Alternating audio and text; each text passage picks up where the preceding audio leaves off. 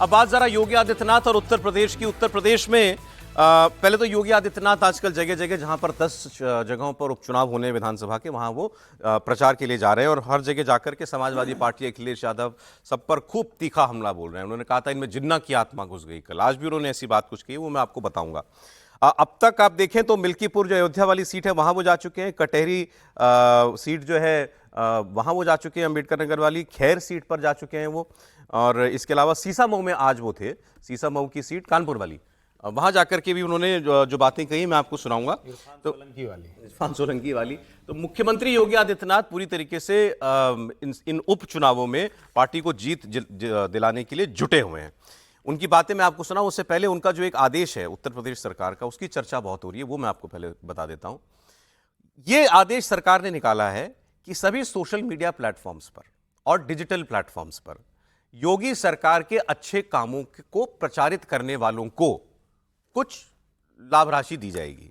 जैसे अगर एक्स पर यानी ट्विटर पर, फेसबुक पर, इंस्टाग्राम पर कोई व्यक्ति जो है, कोई इन्फ्लुएंसर, उसके कितने फॉलोअर्स हैं उसके हिसाब से अगर योगी सरकार की उपलब्धियों का प्रचार करता है तो 5 लाख, 4 लाख, 3 लाख, 2 लाख रुपए तक उसको मिल सकता है। ऐसे अगर कोई यूट्यूब पर करता है तो 8 लाख, 7 लाख, 6 लाख, 4 से 8 लाख के बीच पैसा उसको मिल सकता है।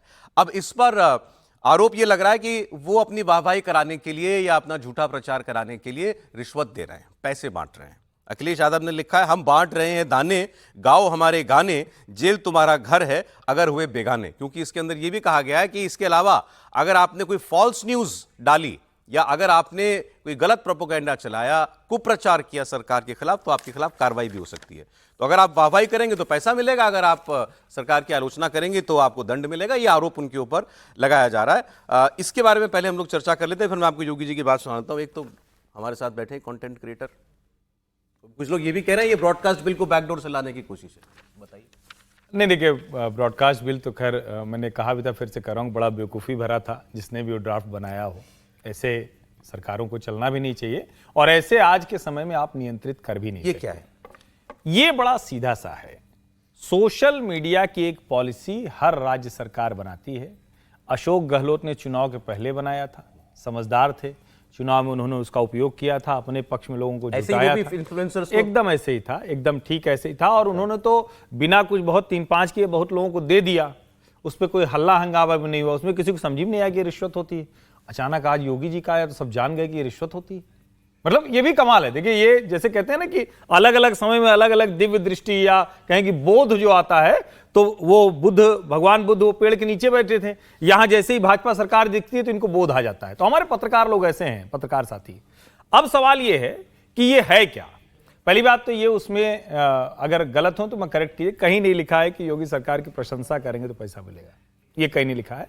पॉलिसी क्या है, अगर आप सोशल मीडिया पर इन्फ्लुएंसर हैं, यानी आपकी बात लोग सुनते हैं, 5 लाख, 3 लाख, 2 लाख और 1 लाख, ये अलग अलग कैटेगरी में आपके फॉलो करने वाले लोग हैं यूट्यूब पर, एक्स पर, फेसबुक पर और इंस्टा पर, तो आप उनके यहां रजिस्टर कीजिए।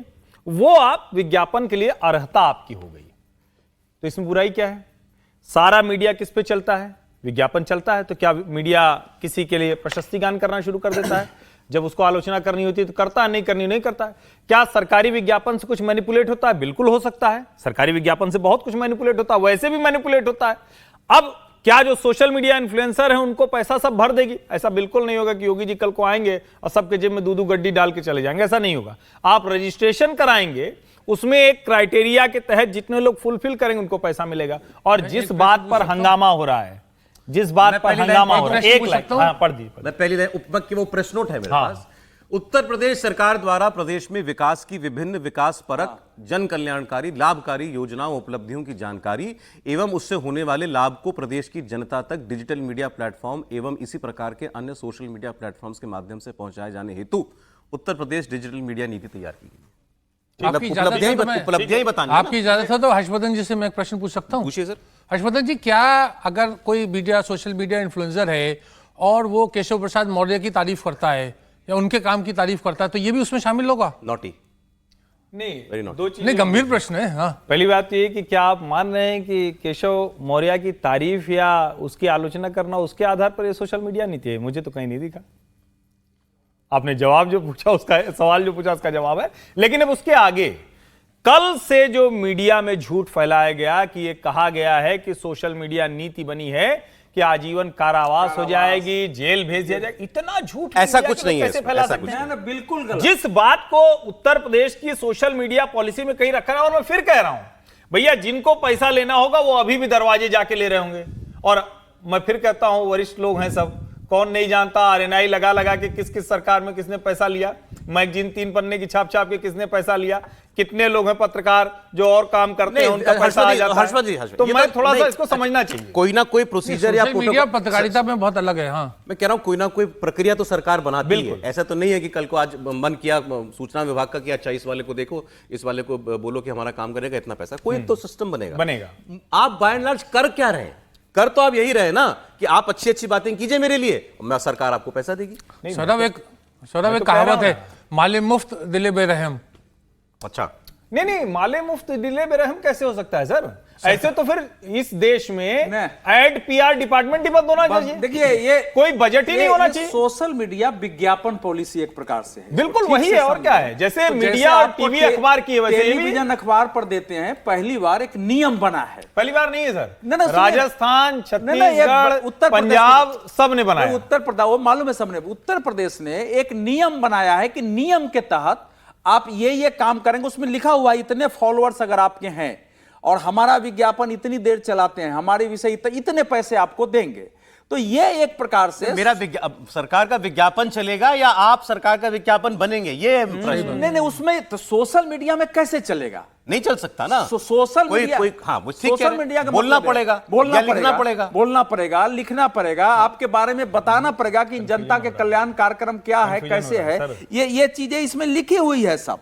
तो वो जो है पोस्ट इतने सुनिए, उसमें लिखा इतने पोस्ट आपके अनिवार्य होने चाहिए, ये इतना वीडियो आप डालेंगे, वो सब एक पॉलिसी बनाया है उन्होंने देख करके कि अभी जिस प्रकार से सबसे मांगा गया था। देखिए, ऐसे भी नहीं हुआ है, जो लोग जाते थे उनसे लिख के मांगा गया था सोशल मीडिया वालों से कि आपको कैसे मदद की जाए वैधानिक कानूनी रूप से, तो लोगों ने अपने अपने हिसाब से लिख के दिया। अब उसमें से कुछ नियम बने हैं, उस नियम में आगे बदलाव भी हो सकता है। एक चीज आई ना कि भाई चोरी पैसा देने की आवश्यकता नहीं है, आप ये काम करिए, हम आपको देंगे, इसका समर्थन विरोध दोनों हो सकता है। लेकिन ये एक ठीक ठाक पॉलिसी। इसका एक पहलू ये भी तो है कि अब सारी सरकारें जो है उनको समझ में आ रहा है कि भाई सोशल मीडिया का कितना बिल्कुल जोर है। असली चीज ये है कि आप अपनी बात कहने के लिए जैसे अखबार विज्ञापन देते हैं, टीवी में देते हैं, यहाँ विज्ञापन नहीं, वो समझ में नहीं आ रही बात। विज्ञापन कैसे है? आप मेरे अगर विजय जी समझा दें, मैं जो समझा, मेरे फलाना फॉलोअर, मेरे 10 लाख फॉलोअर है मान लीजिए यूट्यूब पर, और मैं अब मुझसे कहा जाता है कि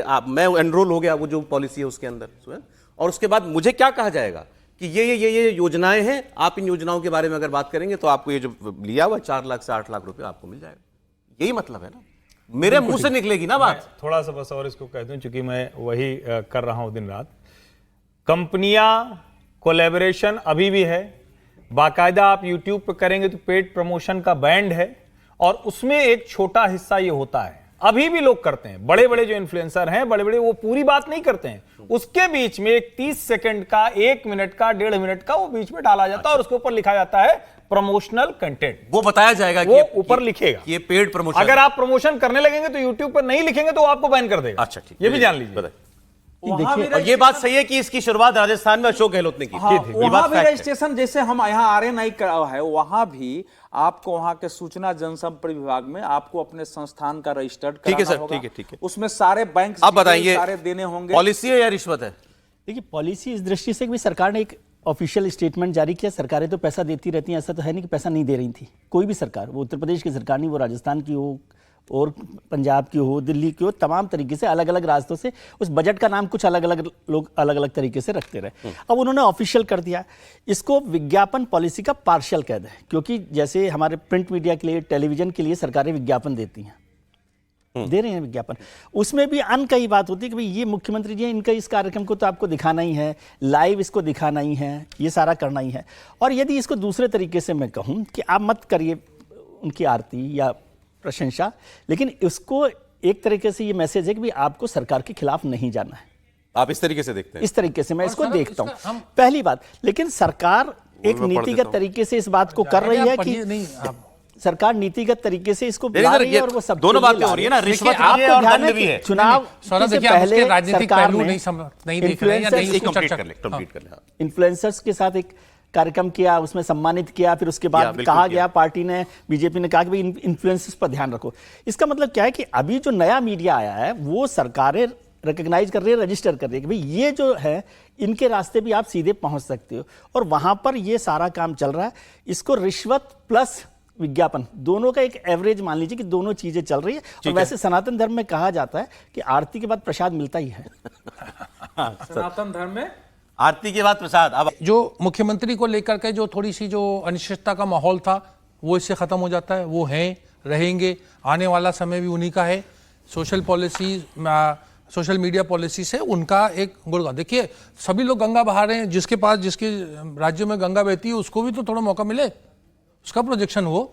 इतने महीनों से इसका क्यों ये projection इतना सा है? काम करने के लिए योगी जी के हाथ खोलने की जरूरत पड़ी। बिल्कुल, आपको अगर आप पूरे इसके आप इतिहास में जाएं सौरभ जी, तो एक चीज जोड़ दूं। इतिहास में आप जाएं तो आपको पता होगा सोशल मीडिया कि योगी सरकार अपनी तारीफ कराने के लिए, मतलब जब योगी तक इस तरह से मुख्यमंत्री को खुले- पीछे से थपकी ना देते तब तक नहीं अलग करेगा। ऐलान, सौरभ अलग जी, ऐलान। आप एक जानते हैं कितने पिछले कई हफ्तों में आपने भी चर्चा की, मैंने भी, हर्षवर्धन जी का तो बड़े उसमें खुला वो था कि मत था कि राजनीतिक रूप से एक पूरे का पूरा योगी के ऊपर एक था कि योगी जी रहेंगे नहीं रहेंगे, क्या रहेंगे, वो सब चीजें आज उसमें पूर्ण विराम लग रहा है।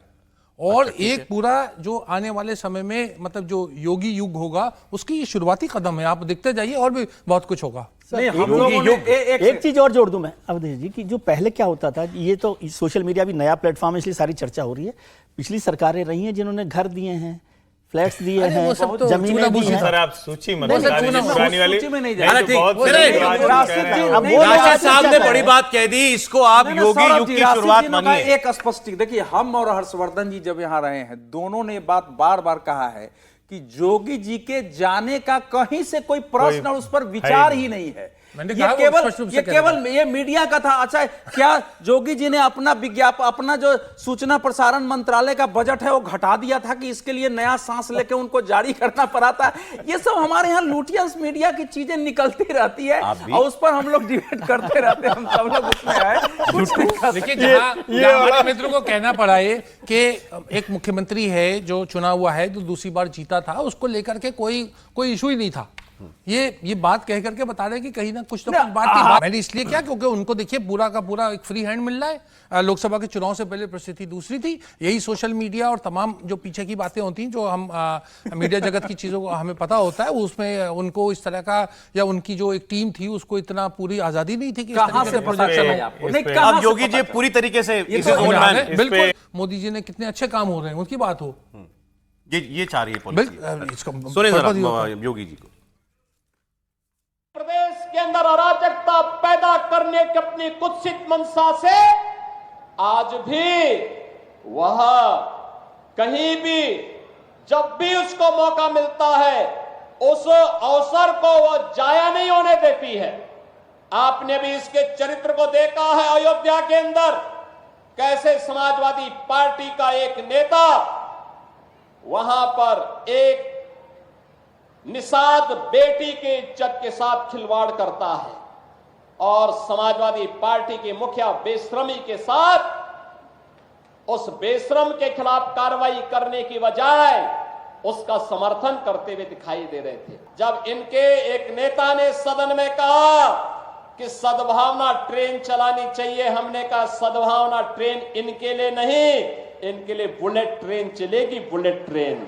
तीसरा मॉडल देखना है तो कन्नौज में देखिए, ये नवाब ब्रांड कांग्रेस इसी समाजवादी पार्टी की पहचान है। काले कारनामों से इनका पूरा इतिहास भरा पड़ा है। लाल टोपी है लेकिन काले कारनामों के लिए लोग जाने जाते हैं। लाल टोपी काले कारनामे, उन्होंने अयोध्या का दुष्कर्म कांड गिना दिया, वो नेता सपा का था।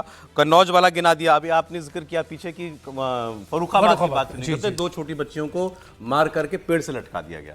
अवधेश जी, नहीं, ये बात ये इतना भयावह और विभत्स कांड है कि इसके बारे में कुछ भी कहना कठिन है। ऐसा कांड अखिलेश यादव के समय भी एक हुआ था, आपको अगर थोड़ा भी ध्यान हो तो, और देश में उस पर बवाल हुआ था, इस पर भी बवाल हुआ है।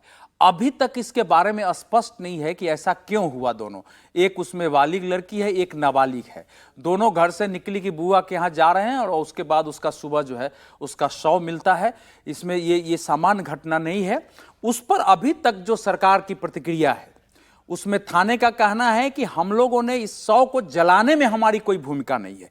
एक बार कह रहा है कि नहीं शव वाले पहुंचे थे यहाँ, वहां से बात हुई, परिवार से बात किया है कि शव आप जला दीजिए। परिवार का जो वीडियो आया है बयान से कि हम पर किसी प्रकार का दबाव नहीं था और जो परिस्थिति थी हमने वो शव को जलाया है। तो अब ये दोनों स्थिति पैदा हुई। देखिए, इस प्रकार की घटना है जो लड़कियों को इसके संदर्भ में देश में हो रहा है, चाहे उत्तर प्रदेश में हो, कहीं भी हो, उसको लेके समाज को संवेदनशील, प्रशासन को संवेदनशील, राजनीति से ऊपर उठ के काम करना अब ये तो ठीक है, लेकिन हमने जब बंगाल की बात 356 की जरूरत नहीं होती है। ना सुनिए जो मैं कह रहा हूं, जब बंगाल पे हम कहते हैं सिलेक्टिव आउटरीच है, वहां 355 की जरूरत नहीं कि है। वहां देखिए, यहां अभी तक अगर सरकार इसको ढकने की कोशिश करेगी, मुख्यमंत्री खुद सामने आएंगे, कोई आवाज उठाएगा उसके विरुद्ध खुद खड़े होंगे, वहां का पुलिस हमेशा उसके विरुद्ध खड़ा होगा, जांच की मांग करने वालों के लिए, न्याय की मांग करने वाले के, तो उसका वाकई विरोध होगा। उत्तर प्रदेश में अभी तक ये दृश्य नहीं है। अभी तक ये लग रहा है कि उसका न्यायपूर्ण उसकी जांच होगी, जांच परख होगी, दोषियों पर कार्रवाई होगी। अगर नहीं होगा, कहीं भी लगेगा, तो हम लोग तो डेली हैं आपके साथ, डेली उसी आवाज से बोलेंगे। पश्चिम बंगाल से हर घटना की हम तुलना कर दें, इस समय की जो घटना है यह भी अनफॉर्चुनेट होगा, बल्कि इस घटना से पश्चिम बंगाल की तुलना करिए कि पश्चिम बंगाल की घटना पर वहां के पूरी सत्ता की क्या प्रतिक्रिया थी, इस घटना पर उत्तर प्रदेश के सत्ता की क्या प्रतिक्रिया है। फर्रुखाबाद में जन एक आंदोलन तुलना नहीं है। चल रहा है, फर्रुखाबाद में विपक्ष सक्रिय नहीं है, फर्रुखाबाद में डंडे, आंसू गैस का इस्तेमाल नहीं हो रहा है। तो हम इस बात से कहें कि मुख्यमंत्री शांत हैं, मुख्यमंत्री का कोई कमेंट नहीं आ रहा है, तो ये चीज जो है ये उतनी गंभीर नहीं है। मुझे लगता है हमें अपने बारे में खुद एनालाइज करना चाहिए कि हम किस भाव से एक राज्य का जिक्र करते हैं और किस भाव से दूसरे भाव वहां आरोप है ममता बनर्जी सरकार पर कि आरोपियों को बचाने के प्रयास में, क्योंकि वहां एक राजनीतिक अखाड़ा बना हुआ है। कौन गंभीर? क्योंकि वहां एक राजनीतिक अखाड़ा बना हुआ है। कौन गंभीर नहीं है? वहां जो न्याय, जो उसकी जो तफ्तीश होनी चाहिए, जो न्याय प्रक्रिया होनी चाहिए, जो चालान होना चाहिए और उसमें अदालत में उसका ट्रायल शुरू होना चाहिए, उसकी बात नहीं हो रही है। बात तो सारी की सारी बाहर की बात हो रही है कि जो जैसे हमारे मित्र हर्षवर्धन जी कह रहे थे कि ऐसा प्रतीत होता है कि टीएमसी उसमें मिली हुई है, मुख्यमंत्री उसके लीपापोती कर रहे हैं, इस तरह के सारे पॉलिटिकल चार्जेस हैं। जैसे मैंने उनसे हमारी उनकी उस चर्चा भी हुई थी कि क्या कोई एजेंसी कहे, कोई ऐसी बात कहे जिसमें प्रमाण हो, तो मुख्यमंत्री 1 मिनट 1 सेकंड नहीं रहेगा। बात यह है, देखिए, घटनाक्रम जो होता है बहुत ही दुर्भाग्यपूर्ण। हमारे मित्र सही कह रहे हैं कि किसी भी राज्य में हो, लेकिन किसी भी राज्य में हो तो हमारा उतना ही खून खोलना चाहिए। इस पर आपका कमेंट? देखिए, मुझे बड़ा आश्चर्य हो रहा है रशीद किदवई जी की बात को लेकर, और सचमुच में बड़ी गंभीरता से कह रहा हूं। वो कह रहे हैं कि वहां सब कुछ पॉलिटिकल चार्ज है। ये कहते ही मैंने कहा पॉलिटिकल दंगल दोनों तरफ से चल रहा है। नहीं, आपने बंगाल को लेकर कहा कि सब कुछ पॉलिटिकल चार्ज है, दोनों तरफ आपने शब्द इस्तेमाल नहीं किया। आपके कहने का मतलब, मेरा कहने का मतलब ये था, भाव यही था। भाजपा वही कह रहे, विपक्ष। आपने कहा फर्रुखाबाद में नहीं हो रहा। किसी भी राज्य में ऐसी कोई घटना होगी, उस राज्य के मुखिया की जवाबदेही है। कन्नौज, फर्रुखाबाद, फैजाबाद, उस सब जगह पर योगी आदित्यनाथ की जवाबदेही है। अब योगी आदित्यनाथ की जवाबदेही में हुआ क्या? योगी आदित्यनाथ की जवाबदेही में जब मोहित खान का घर टूटने लगा तो अखिलेश यादव ने कहा डीएनए टेस्ट कराओ। ऐसा बेहयापन राजनीति में किसी ने आज तक नहीं दिखाया। नंबर 1, नवाब सिंह यादव, उसके ऊपर जब कार्रवाई शुरू हुई तो पहले कहा हमारा नेता नहीं है, फिर कहा कि अरे देखो यादव मुसलमान पर कार्रवाई हो रही। शर्मनाक घटनाक्रम। फर्रुखाबाद में जो हुआ, ये मैंने इसे साझा भी किया है, उन बच्चियों के जो मृत बच्चियां, उनके पिता का बयान है कि मीडिया जो हमारे घर परिवार की महिलाएं थी, हम लोग का दिमाग काम नहीं कर रहा है, उसमें आके पूछा, हमने कहा कि हम परेशान हैं, उसको उन्होंने चलाया कि हमसे बिना पूछे हमने अंतिम संस्कार किया है। पुलिस ने नहीं किया, हमने किया है। सवाल यह है कि राजनीति किस तरह की होगी। योगी आदित्यनाथ अगर खड़े होकर कहते कि हम आग लगा देंगे तो मैं यही कहता कि तुरंत राष्ट्रपति शासन लगाइए, लेकिन योगी आदित्यनाथ न्याय के साथ, कानून के शासन के साथ चल रहे हैं। ममता बनर्जी कानून को पैरों तले रौंद रही हैं। जो कलकत्ता उच्च न्यायालय ने कहा था रूल ऑफ लॉ नहीं चल रहा है, रूलर का लॉ चल रहा है, शासक का कानून चल रहा है। यह खतरनाक है। यही दोनों में फर्क है, यह हर जगह रहेगा। जी विजय जी। कोई तुलना है दोनों नहीं, दोनों घटनाओं की तुलना नहीं कर सकते आप, पश्चिम बंगाल की और उत्तर प्रदेश की जो घटना है, लेकिन फर्रुखाबाद की घटना को इग्नोर करें या नजरअंदाज करें वो भी नहीं हो सकता। और जो घटना हुई है बहुत बहुत भयानक घटना है, मतलब उसको मैं तो आपको बधाई दूंगा कि आपने कम से कम इस इशू को उठाया है। ज्यादातर मीडिया तो इस पर चर्चा भी नहीं कर रहा है, तो ये बड़ी घटना है और सरकार को उसमें देखना ही चाहिए। योगी जी जैसे लोगों से, जिन पर हम लोग मानते हैं कि वो लॉ एंड ऑर्डर पर ज्यादा काम करते हैं, तो उनको इसमें इनिशिएट करना चाहिए, मुझे लगता है कि क्या हो रहा है। और ये जो बयान है ना, इसको मैं बहुत गंभीरता से नहीं लेता हूं। जो परिवार का बयान आप दिखा रहे हैं, आज की परिवार वालों ने कहा है, परिवार वालों से कैसे बयान दिलाए जाते हैं ये आप समझ सकते हैं। इसको आप अगर समझते हो कि नहीं, उन्होंने कह दिया कि नहीं, वही है ना, it's a crime against the state. हाँ, इसका मतलब ये नहीं कि जो वो कह रहे हैं आज वो बयान सही हो, वो तो पुलिस के दबाव। कहा था ये भी बता दीजिए ना, फिर जिस पर वो बात पहले उन्होंने कहा ना भी परेशान किया, ये जो भी कहा, लेकिन आज भी वो जो कह रहे हैं, मैं ये कह रहा हूं कि कोई जरूरी नहीं है, ये नहीं है कि ऐसा नहीं हो कि वो नहीं सही बात कह रहे हैं, आपकी ठीक है, लेकिन पुलिस का जो दबाव होता है, हम पुलिस कोई भी हो, उत्तर प्रदेश की हो, वेस्ट बंगाल की हो, पुलिस जैसे काम करती है, उसमें कोई भी बयान किसी से दिलवाया कोई जाता है। अनकंफर्टेबल बात कोई कह देता है तो उसके बाद उससे कहलवाया जाता है, तो मुख्यमंत्री जी को आगे परिवार की कोई भूमिका नहीं होती है। कानूनी दृष्टिकोण से परिवार की कोई भूमिका नहीं होती। मतलब अगर कोई अपराध होता है तो it's a crime against the state. State उसकी पार्टी होती है, फैमिली नहीं होती। नहीं, वो कहा गया कि उन लोगों को बिना बताए, उनकी बिना मर्जी के वो बात उन्होंने कही।